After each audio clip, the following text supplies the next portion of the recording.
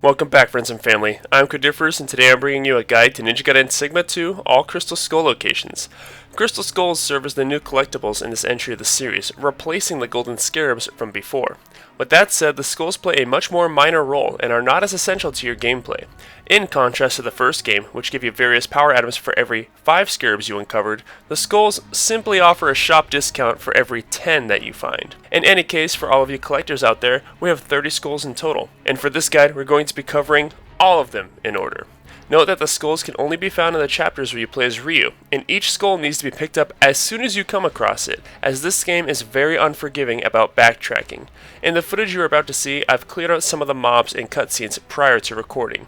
This means that if you see me claiming these treasures and finding little to no resistance along the way, then that is why. Finally, before we get into things, please subscribe to the channel to show some support. I'm just a little boy trying to grow, and it truly means a lot to me. Now, without further delay, let's get to it. The first crystal skull is found very early in the game in the Sanctum Shrine, just after this wall run sequence that demonstrates the art of shadowless footsteps. In the room ahead, you find a chest containing the Reversed Wind tutorial, and then your very first Lives of the Thousand Gods. From here, look out and you'll spot the crystal skull shining on the opposing platform. Simply jump across to collect it.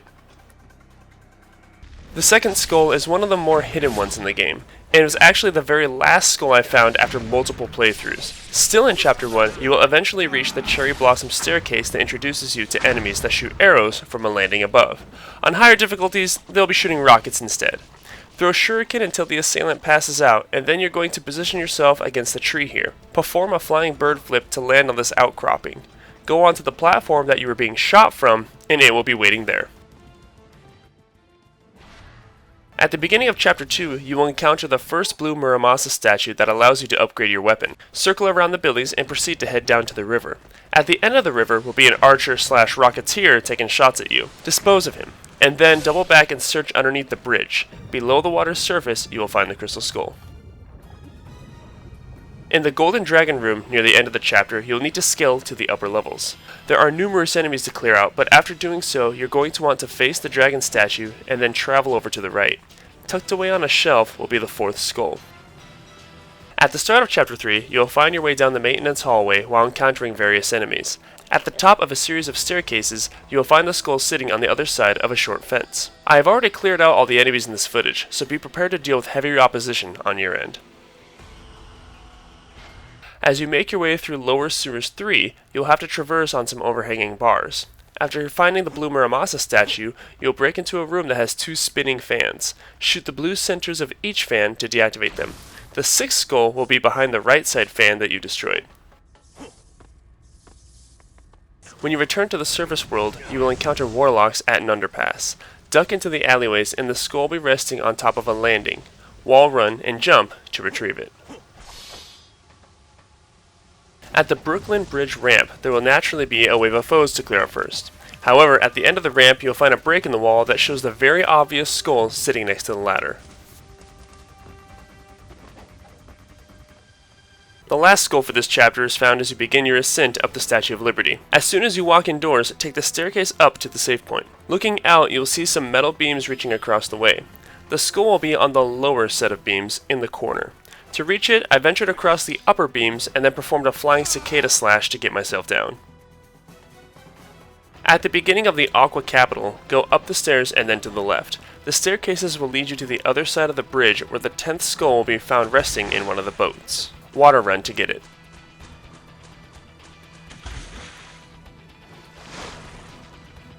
Shortly after Skull 10, you will find yourself at the first save point, where you can collect the Dragon's Claw and Tiger's Fang out of the adjacent corpse. Proceed forward and directly on your right will be a crystal skull sitting on a table.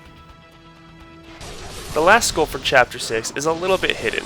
After fighting through your first encounter with the Gaja fiends, you will need to drop down through the fountain to continue through a large section of water running. Run to the very end where you're supposed to dive down under, and instead follow the river to the right. Dive underneath the bridge, and the skull will be tucked away in the corner.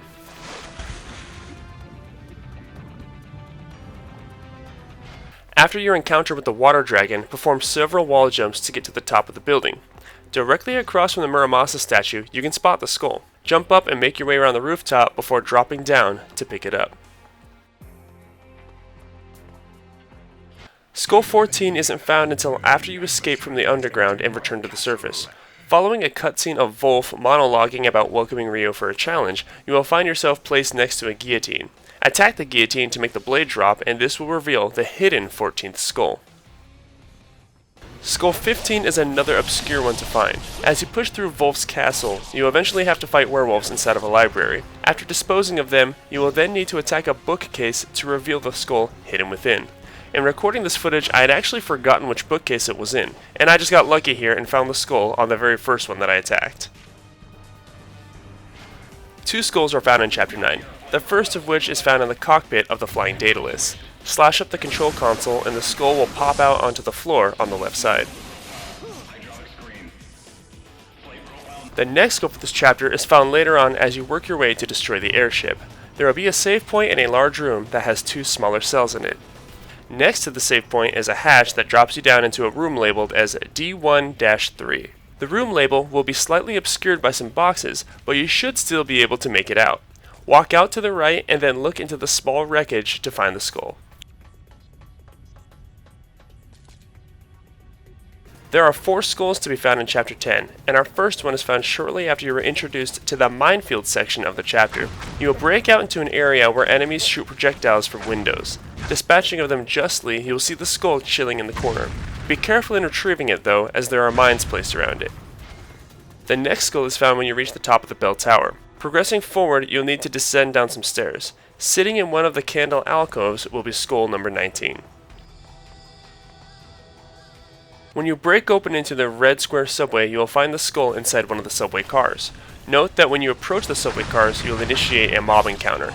Do what must be done and then come back to retrieve your prize. The 21st skull is located at the end of the chapter as you climb the clock tower. Impossible to miss, it is sitting in the center of one of the gears that you must traverse. Chapter 12 nets us another 4 skulls. The river stronghold is a mosh pit of enemies and projectiles. Regardless, it holds the first skull of the chapter and you will find it pushed away in a corner, hanging in the ropes.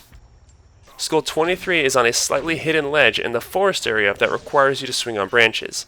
Knock out the 2 enemies across the ravine, and as you shuffle along the rope, you can look off to the right and see the area where the skull and a Mormaza statue are located. Swing on in, and it's yours. Our next treasure is found in the swamp, which introduces us to chainsaw zombies and deathworms. Hack your way through these new foes and find the skull resting on the far side. The final skull for this chapter is an obscure one. There will be a random cutscene that showcases some corpses floating down the river. When you gain control of Ryu, clear out the enemies and then dive into the river. At the bottom, sitting next to a body in a small corner, will be skull number 25. The first skull of the chapter is found just after the acid swamp section, which has you facing against more deathworms. Forge your way ahead and you will easily spot the crystal skull perched atop a stone slab. Wall run to get across, and then double back to reach the upper level and claim it. I failed my initial wall run here, which forced me to face off against some grubs, but hopefully you prove to be better than me and get it on your first try. Skull 27 is another easy one to find. After this cutscene showcases the expanse of the caverns and various fiends, you will descend a long staircase. The skull will be at the bottom on the left side, right next to the crumbling wall. There are many skulls are found in the very familiar and nostalgic Hayabusa village, the first of which is found at the end of an alleyway directly across from the Jizo statues. The corpse from the first game is still here, and yes, it is still lootable to get a healing item. Proceed past the corpse and peek into the corner and you'll see the very well hidden skull in its hiding place. The penultimate skull is located in the very next area after this. Cross the bridge to reach the body of water that you'll need to go under to get to the other side. Defeat the enemies here and then break open the small wooden shrine to find one of our many hidden skulls.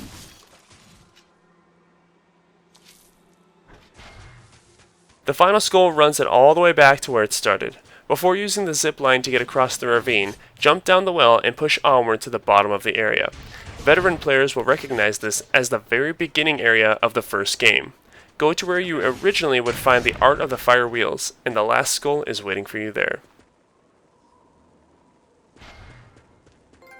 And just like that, we're done with this count up. I hope that I was able to provide some guidance for those looking for completionism, as well as some support in your playthroughs of Ninja Gaiden Sigma 2. If you found this helpful, please let me know. And with that, take care, stay safe, stay happy, and I'll be seeing you soon. Bye-bye.